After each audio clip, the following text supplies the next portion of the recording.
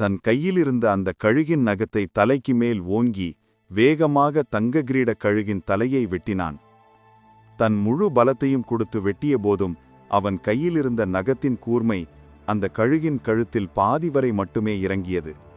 அதற்கு மேல் பலம் கொடுக்க லியோவிடம் சக்தி இல்லை. அந்த கழுகு துடிதுடித்து இறந்தது. இதேபோல அந்த நகத்துடன் மேலும் 2 தங்க கிரீட கழுகுகளை நோக்கிச் சென்றான் லியோ. அங்கு நின்ற வீரர்கள் அனைவரும் பிரமிப்புடன் இவனை பார்த்தனர். ஏனெனில் லியோவின் முகபாவனையில் இப்போது ஒரு பயங்கரமான கோபமும் ஒரு வெறியும் தெரிந்தது.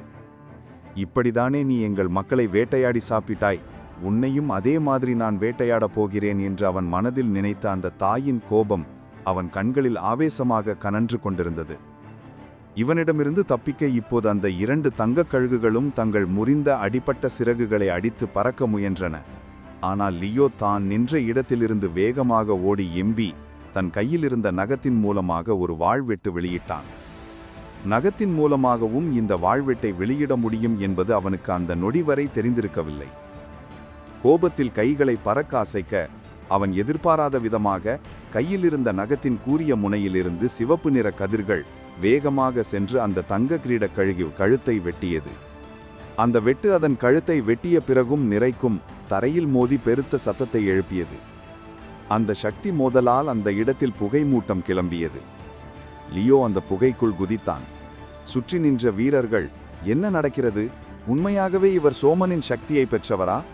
சோமன் அவர்கள் வெளியிடும் சக்தியைப் போலவே இருக்கிறதே என்று தங்களுக்குள் முணுமுணுக்கத் தொடங்கினார். இங்கு என்ன நடக்கிறது என்று வாரியர் கோபுரத்தில் இருக்கும் யாருக்கும் தெரியாது. அந்த புகை சிறிது சிறிதாக குறைய கையில் இரத்தம் வடிந்த ஒரு கழுகின் காலை பிடித்து கொண்டிருந்தான் லியோ. அவன் உடலில் ஆங்காங்கே இரத்தம் தெரித்து இருக்க அப்படியே நின்றான். அப்போது தளபதி சார் சார் சார் என்று கூப்பிட்டு கொண்டு அவன் அருகில் வந்தார். லியோ எப்படி இருக்கிறான் என்று பார்க்க சட்டென தன் கையில் இருந்த அந்த கழுகின் கால் நகத்தை கீழே போட்டவன் திரும்பி தளபதியை பார்த்து, எல்லாரும் எப்படி இருக்கீங்க?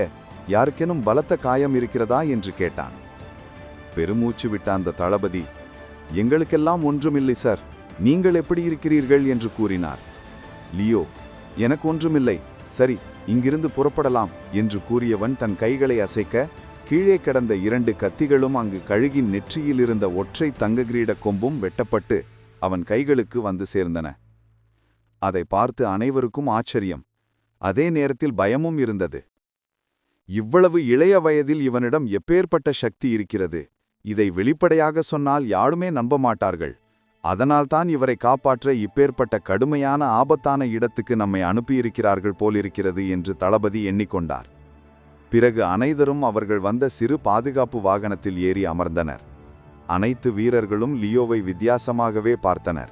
அதில் சிறிது மரியாதையும் பயமும் கலந்திருந்தன. லியோ தன் கையில் வைத்திருந்த பையில் நிறைய மிருகங்களின் உறுப்புகள் இருந்தன. இது அனைத்தும் அவனுக்கு மதிப்பெண்களும். அவன் இதன் மூலம் வாரியர் மத்திய சந்தையில் தான் கொன்ற மிருகங்களை காட்டி பணம் பெற முடியும் என்பதால் தான் அதை தன் கையோடு எடுத்து வந்தான். அந்த பாதாள ரயில்வே நிலையத்தை அந்த வாகனம் அடைந்தது. 25 பேர் கொண்ட குழுவில் 20 பேர் மட்டுமே இப்போது தப்பித்து வந்தனர். 5 பேரை அங்கிருந்த தங்க கிரீட கழுகுகள் வேட்டையாடி விட்டன. வந்து சேர்ந்த 20 பேரில் சிலருக்கு இரத்த காயங்களும் சிலருக்கு கைகால்கள் முறிவுடன் தடுமாறி நடந்து வந்தனர். அனைவரும் வருவதை பார்த்த சிவா மற்றும் சோனா, என்னாச்சு என்னாச்சு என்று கேட்டுக்கொண்டே அருகில் வந்தனர். அந்த வாகனத்திலிருந்து ஒவ்வொருவராக அடிபட்டு இறங்குவதை பார்த்த இருவரும், அப்படியானால் லியோவுக்கு என்ன ஆகியிருக்கும்? கடுமையான சண்டை அங்கு நடந்ததா? என்ன ஆச்சு என்று எண்ணிக்கொண்டிருக்கையில் கடைசியாக லியோ தன் வதுகில் ஒரு சிறு பையுடன் இறங்கினான். அவனை பார்த்த சோனா அவன் அருகில் ஓடி வந்து அவன் கையை பிடித்து, என்னாச்சு, ஏன் எல்லாரும் இவ்வாறு பாதிக்கப்பட்டிருக்கிறார்கள் என்று கேட்டாள். அதற்கு லியோ சாதாரணமாக, உங்ககிட்ட இருந்து வந்த தங்க கிரீட கழுகு ஒன்று என்னை தாக்க வந்துவிட்டது. அவர்களிடம் போராடி தப்பிக்கத்தான் அதற்குள்ளாக இவ்வளவு பேருக்கு இந்த பிரச்சனை ஆயிடுச்சு என்று கூறினார். அதை கேட்ட சோனா, உனக்கு இன்னும் கொஞ்சம் உதவியாக இருந்திருக்கும் என்றாள். எங்களை இந்த இடத்தை விட்டு போகக்கூடாதுன்னு உத்தரவு போட்டார்கள், அதனால்தான் எங்களால் வெளியில் வர முடியல என்றான் சிவா. அதை பத்தி எந்த பிரச்சனையும் இல்லை சிவா, இப்போது அனைத்தும் சுலபமாக முடிந்துவிட்டது, நாம் போகலாம். நீங்கள் என்ன வேட்டையாடினீர்கள் என்று லியோ அவர்களிடம் கேட்க அவர்களும் தங்கள் கையில் சில மிருகங்களின் உறுப்புகளை காட்டினர். இதில் விசேஷம் மிக்கது சோனா வைத்திருக்கும் அந்த மின்னல் லாடால் உருவான அப்சூர் கத்திதான். அது இன்னும் மின்னிக் கொண்டிருந்தது. அதை பார்த்த லியோ, சரி, நீ இதை எப்ப பயன்படுத்த போற என்று கேட்டான். அதற்கு சோனா, தெரியவில்லை. நான் எங்கள் பள்ளிக்கு போன அப்புறம் மின்னல் கடவுளிடம் கேட்டுதான் இதை எப்படி என் மரபணுவுடன் மேம்படுத்தி பயன்படுத்த முடியும் என்று தெரிஞ்சுக்க முடியும் என்றாள். ஓ அப்படியா என்று அவர்கள் பேசிக்கொண்டு அந்த ரயில் பெட்டியில் ஏறினர். மீண்டும் அது ஷட்டர் வாயிலுக்கு புறப்பட்டு வந்தது. 45 நிமிடம் கழித்து அந்த ஷட்டரின் வாயிலில் பல போர் வீரர்கள், வாரியர்கள் அனைவரும் இந்த ரயிலுக்காக காத்து கொண்டிருந்தனர். பல தொலைக்காட்சிகளும் வாரியர் கோபுரத்தை சேர்ந்த செய்தியாளர்களும் நின்று கொண்டிருந்தனர். அனைவருக்குமே உள்ளே லியோ காப்பாற்றப்பட்டானா இல்லை இறந்து விட்டானா என்பது தெரிய வேண்டும் என்பதற்காக. லியோவுக்கு வெளியே இவ்வாறு தன்னை வைத்து மாபெரும் சூதாட்டம் ஒன்று நடந்திருப்பது தெரியாது. அதில் இவன் வெற்றி பெற்றானா இல்லை இறந்து விட்டானா என்பது இதுவரை தெரியாததால் அதை கண்டறிய அநேக மக்கள் குழுமியிருந்தனர். அந்த வாயிலின் அருகே வந்த தளபதிக்கு ஒரு அழைப்பு வந்தது. உடனே அவன் ஹலோ என்று அந்த அழைப்பை எடுத்து பேச எதிர்ப்புறத்தில் இருந்தது சபரிஷ். தளபதி, நான் சொல்வதை பதிவு செய்யுங்கள் என்று ஏதோ கூறினார். உடனே தளபதி சரி சார் என்று கூறிவிட்டு தன் கைகளில் சில சைகைகளை காட்ட லியோ, சோனா, சிவா மூவரையும் பின்னே நிற்க வைத்து மற்ற அனைத்து வீரர்களும் முன்னே வந்து நின்றனர். ஒரு வீரன் மூவருக்கும் கைகளில் சோல்ஜர் உடைகளை கொடுத்தார்.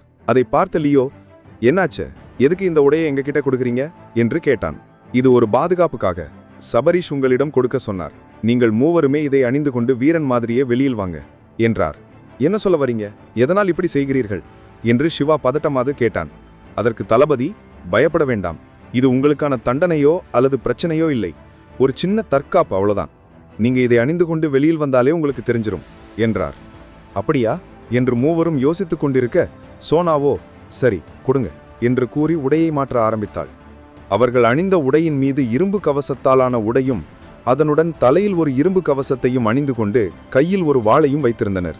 சரி, எல்லாம் இப்ப வரிசையில வெளியில போகலாம் என்று கூற அடிபட்ட வீரர்களை தவிர்த்து மற்ற அனைவரும் வரிசையாக 33 வீரர்களாக வெளியேறினர். அவர்களுக்கு பின்னே தளபதியும் வந்தார். அந்த ஷட்டரின் வாயிலுக்கு வெளியே வந்த பிறகுதான் மூவருக்குமே புரிந்தது. வெளியில் இவ்வளவு கூட்டம் தங்களுக்காக காத்து கொண்டிருந்தது. அவர்கள் அனைவரும் கோஷலிட்டு கொண்டு, உள்ளே என்ன நடந்துச்சு, செட்டியார் தெரியல, நாங்க எல்லாரும் பார்த்தோமே, லியோ என்ன ஆனார், அந்த வீரன் என்ன ஆனார், இறந்து விட்டாரா இல்லை அந்த மிருகத்தால் கொல்லப்பட்டாரா, ஏதாவது சொல்லுங்க, அவர் என்ன ஆனார் என்று ஒவ்வொருவரும் அங்கு போட்டு வைத்திருந்த தடுப்புகளில் ஏறி கேட்கத் தொடங்கினர். லியோவுக்கு ஒன்றும் புரியவில்லை. என்னடா இது, உள்ளே என்ன நடந்துச்சுன்னு இவர்களுக்கு எப்படி தெரியும், என் உடல்தான் எதுவுமே வேலை செய்யலையே என்று அவன் கூறிக்கொண்டிருக்கும்போது அந்த வாயிலில் இருந்த ஒரு டிஜிட்டல் தொலைக்காட்சியில் கடைசியாக லியோ அந்த கழுகிடம் தப்பித்த காட்சி மட்டும் திரும்ப திரும்ப ஊடிக்கொண்டிருந்தது. அதை பார்த்த சோனாவும் சிவாவும் திடுக்கிட்டு அந்த காட்சியை பார்த்தனர். ஏனெனில் அவர்கள் பார்த்திராத அளவிற்கு அவ்வளவு பெரிய தங்க கிரீட கழுகு அது.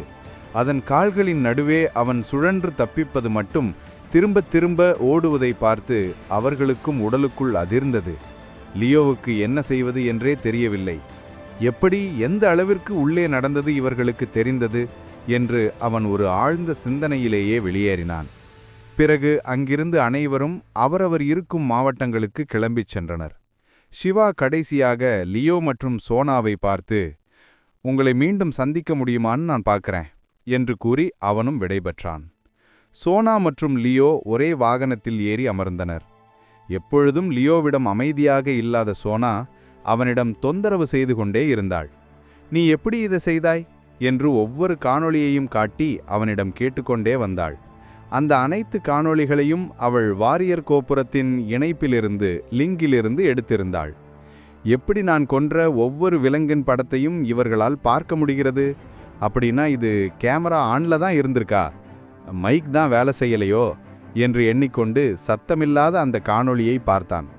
அவனும் என்ன சொல்வது என்று தெரியாமல் சிரித்துக்கொண்டே அவள் கேட்கும் கேள்விகளுக்கு பதிலளித்தான்.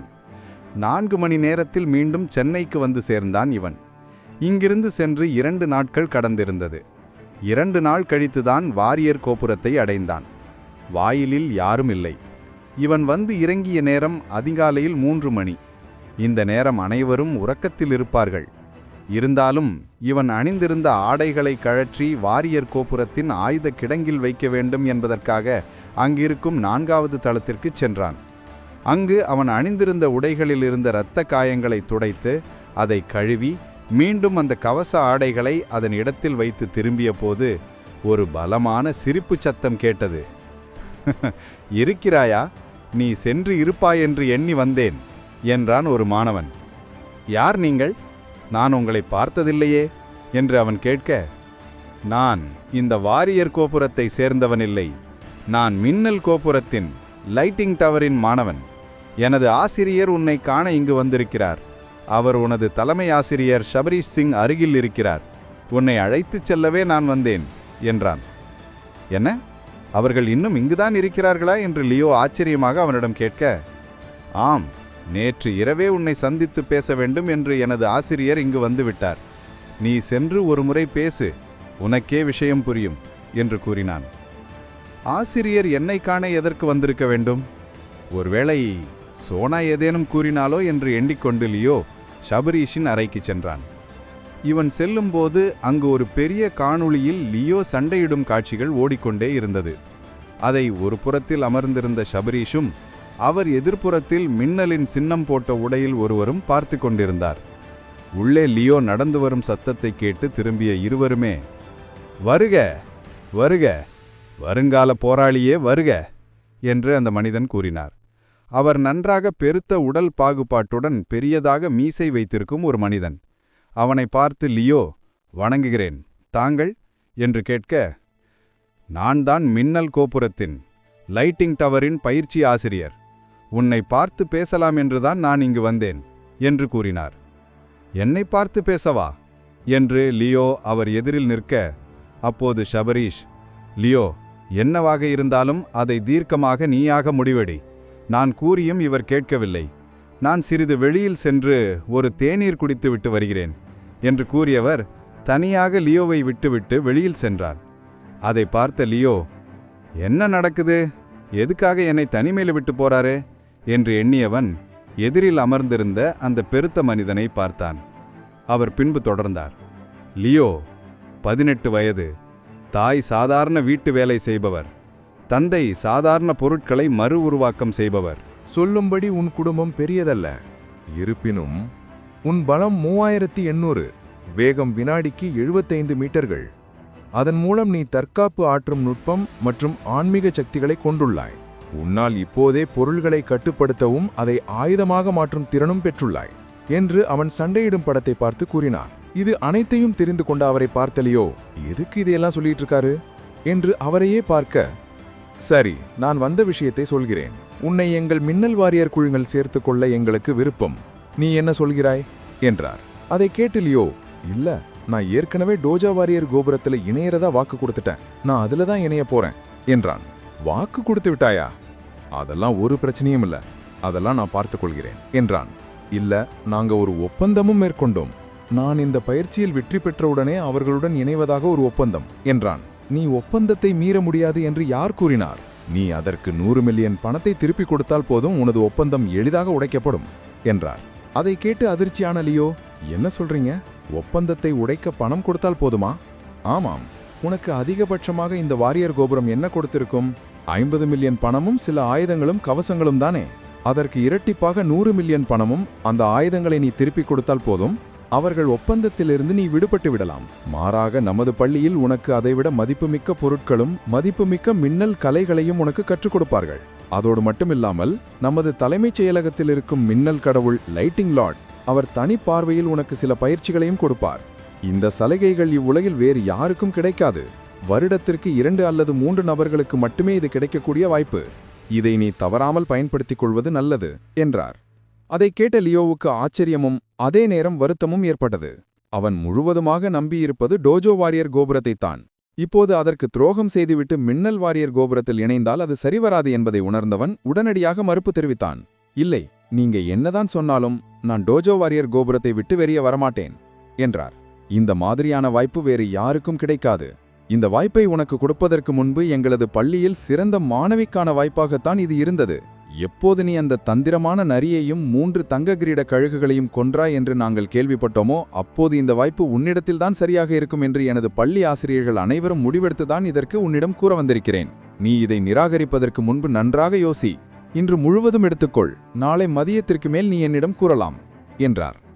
இல்ல, அதற்கு தேவையில்லை என்று நினைக்கிறேன். கண்டிப்பா நான் டோஜோ வாரியர் கோபுரத்தை விட்டு நான் வெளியில் வரமாட்டேன், என்னை மன்னிச்சிடுங்க என்றார். அதை கேட்ட அந்த பெருத்த மனிதன் தன் கைகளை இருக்கையில் ஓங்கி குத்திவிட்டு, என்ன, நான் இவ்வளவு கூறியும் நீ எனது பரிந்துரையை நிராகரிக்கிறாயா என்று கோபமாக கேட்டார். அப்போது லியோ சிறிது பின்வாங்கியவன் எந்த ஒரு பயமும் இல்லாமல், எனக்கு நான் இப்போது இருக்கும் டோஜோ வாரியர் கோபுரத்தின் ஒப்பந்தத்தை விட விரும்பவில்லை, நான் இதிலேயே இருக்க விரும்புகிறேன் என்றான். அதை பார்த்த அந்த பெருத்த மனிதன் சிறிது யோசித்தான். இவன்கிட்ட என்ன பயமுறுத்தினாலும் சரி, என்ன ஆசை காட்டினாலும் வரமாட்டான். இதை நினைத்துத்தானே இவன்கிட்ட நான் பேச வந்தேன். இருந்தாலும் நான் கூறியது எதற்கும் தலை சாய்க்கவில்லையே என்று யோசித்தவன் சரி என்று கூறி சிரித்தான். அந்த பெருத்த மனிதனை பார்த்த லியோவின் மனதில் சிறிது பதட்டம் வந்தது. இவர் இந்த விஷயத்தை இப்படியே விட்டு விடுவாரா, இல்ல வேறேதாவது பிரச்சனை பண்ண போறாரான்னு. லியோவின் மனதை புரிந்தவனாய், சரி, இதுக்கப்புறம் நான் உங்ககிட்ட இதை பத்தி பேச மாட்டேன். அதே நேரம் உன் மனசு எப்பயாவது மாறிச்சுனா, நீ எங்கள் பள்ளியில் வந்து சேர்ந்துச்சுனா, எப்பவுமே எங்கள் பள்ளி உனக்காக கதவை திறந்திருக்கும். நீ எப்ப வேண்டுமானாலும் வந்து சேரலாம். சரி, இப்ப போ என்றான். அதை கேட்டு லியோ புன்னகையுடன், மிகவும் நன்றி ஆசிரியரே என்று கூறிவிட்டு அங்கிருந்து வெளியில் வந்தார்.